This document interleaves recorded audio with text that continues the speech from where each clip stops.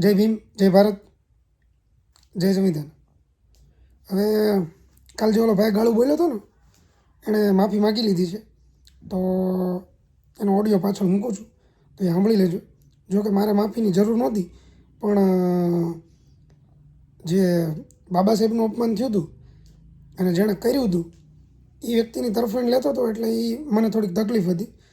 એટલે ત્યાં મને વાંધો હતો. એટલે એ વ્યક્તિએ આજે નિકુલ પરમાર છે, એણે બાબા સાહેબની અને આખા સમાજની માફી માગી લીધી છે. અને હવે કોઈ એને હેરાન ન કરતા, બરાબર. અને બધાને એવું કહું છું હજી કે જે કોઈ પણને એટલું બધું દાજતું હોય, જે કોઈ પણને તકલીફ પડતી હોય કે નાગદાનને નાના દીકરા દીકરી છે એની ઘરવાળી હેરાન થતી હશે, તો હજી કહું છું કે તકલીફ થતી હોય તો એના ઘરે કરિયાણું નાખી આવજો, બરાબર. જે કાંઈ પણ જરૂર પડે એની જીવન જરૂરિયાતની વસ્તુ હોય એ એને અપાવી દો.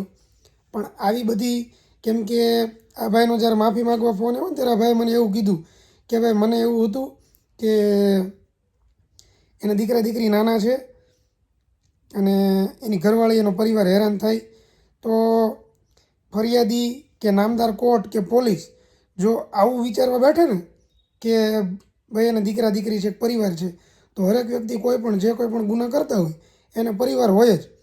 એટલે જો નામદાર કોર્ટ કે પોલીસ પ્રશાસન કે ફરિયાદી આવું વિચારવા બેઠે તો બધા આરોપી બહાર ખુલ્લેઆમ ફરે અને ક્રાઇમ કરતા રહે અને એનો કોઈ દિવસ કોઈ નિવેડો ન આવે, આનું સોલ્યુશન જ ન આવે. એટલે જે કોઈ પણ આરોપી હોય એની હારે બહુ દયા ન દાખવવી અને જે કાંઈ પણ કાયદેસર પ્રોસેસ થતી હોય એ કરવી. કેમ કે જો આવું વિચારવા જઈએ તો આજે આરોપી હોય એ ખુલ્લેઆમ ફરે અને એનું કાંઈ ન થાય.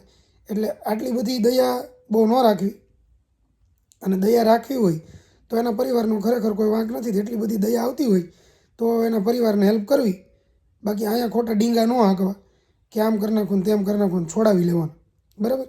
કેમ કે કાયદાની નજરમાં જે વ્યક્તિ ગુનેગાર છે એને નામદાર કોર્ટ એની રીતે સજા આપશે, એની રીતે છોડશે. એમાં આપણે ક્યાંય મોટા ડીંગા એવા હાંકવાની જરૂર નથી. અને એણે જે માફી માગી છે એનો નાનો એવો એક કટકો જે છે ને એ મૂકું છું પાછળ, તો એ સાંભળી લેજો. અને હવે એને એ બિચારાને ફોન ન કરતા, હવે એ સુધરી ગયો છે, તો પાછળ ઓડિયો મૂકું છું, એ સાંભળજો. અને હમણાં એક બે નવા ચડ્યા છે આપણા મારો વિરોધ કરવા, તો હું વિરોધ કરવામાં માનતો નથી ભાઈ. તો મહેરબાની કરી અને મારા ચાળે ન આવું એટલું કહું છું.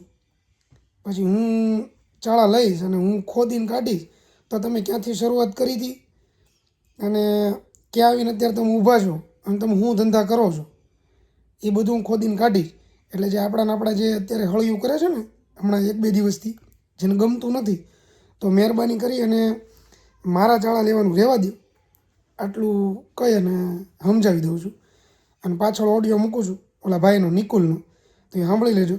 જય ભીમ, જય ભારત, જય સંવિધાન.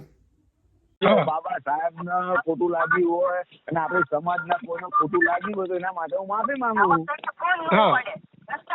હવે હુઈ જાવ તમે તમારે, હવે નિરાતે હુઈ જાવ, હવે ફોન નહીં આવે અમારો.